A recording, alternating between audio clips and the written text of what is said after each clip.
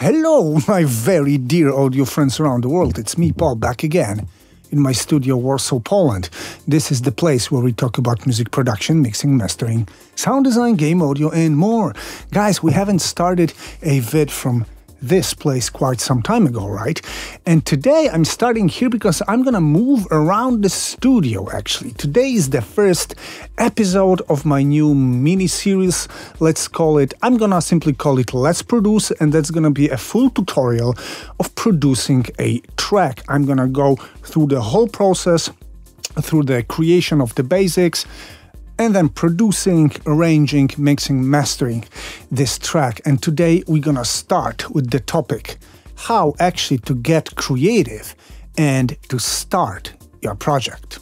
And if by any chance you think this channel is a cool place, you can always subscribe, you can comment on this video, you can like it, you can also support my channel here so that you can get exclusive early access to my videos, plus priority replying to your comments, plus exclusive polls for my supporters. Thanks.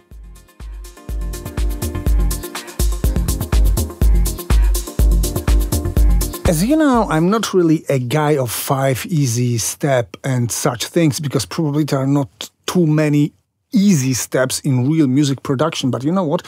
I'm gonna make a 4 points list of how to get creative and start your projects, because yeah, actually it does include 4 points I'm gonna talk about. And the first one is that it's good to be in a constant process.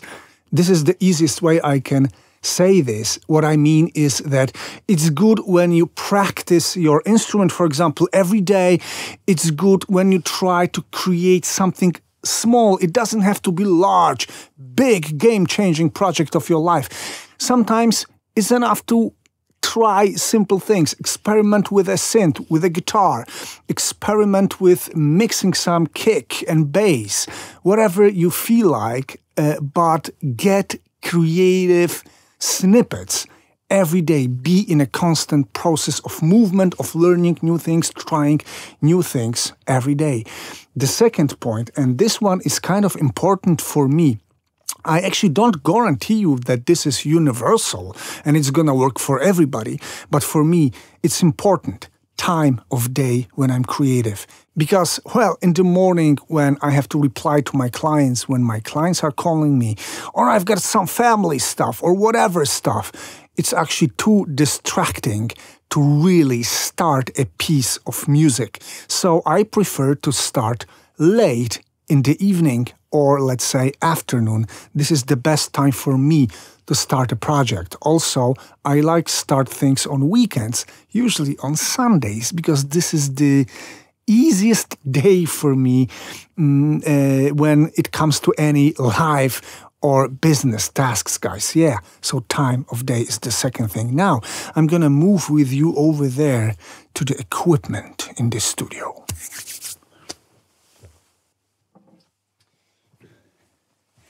Yeah, let's get creative now. This is my studio rig. Let's turn it all on and let's start mangling it, right? Actually, quite the opposite. The third point on my list, how to get creative, is choose your weapon at the beginning and don't get distracted. So no, I'm actually not going to turn all this on. I don't need this to get creative. There will be time I'm gonna use maybe even most of it that I have here. But no, like mangling everything at once is not creative for me. Probably, again, this is not for everybody. This might not be universal, but try sometimes to think the way that you choose just one weapon of your choice and you get creative with it. And I'm doing usually this. I turn my digital piano on. I choose a simple piano library in my DAW, and I start creating harmony, guys. Well, what I'm gonna do, I actually already did it, is that I'm gonna turn this screen on. I'm gonna have a screen in front of me, whatever I create. And I took a Woodchester piano In my contact sampler, I added some reverb, and that's it, guys. And I'm gonna start creating my new project. And this is where point number 4 kicks in.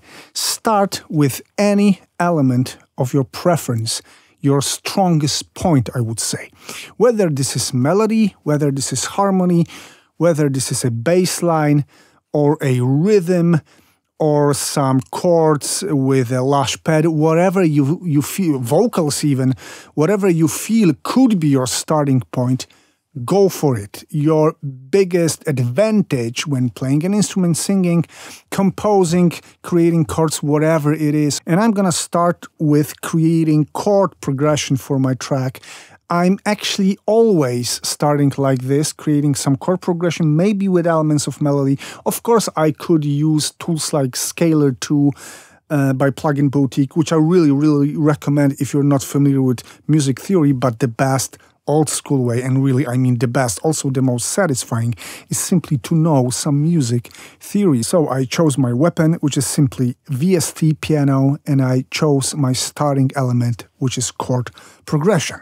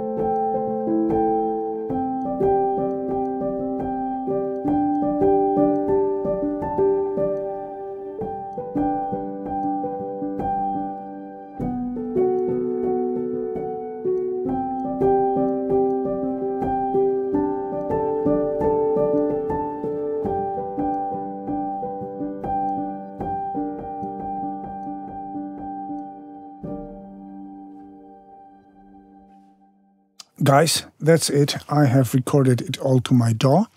I've got my basic chord progression, really the basic of the basics. I'm gonna work on it. And maybe I would add one more point, number 5, because I already know the style of the track I'm gonna work on. It's also good somehow to know what style you're gonna work on an early stage of your project. It's good to kind of decide where it's gonna head. And that's gonna be melodic tech track, guys. I already know it. Let's sum the things up.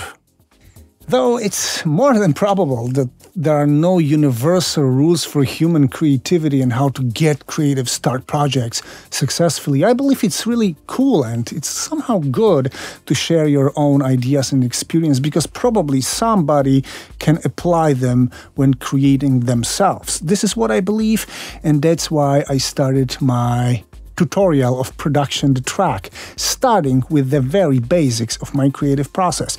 As you can see, it's really simple.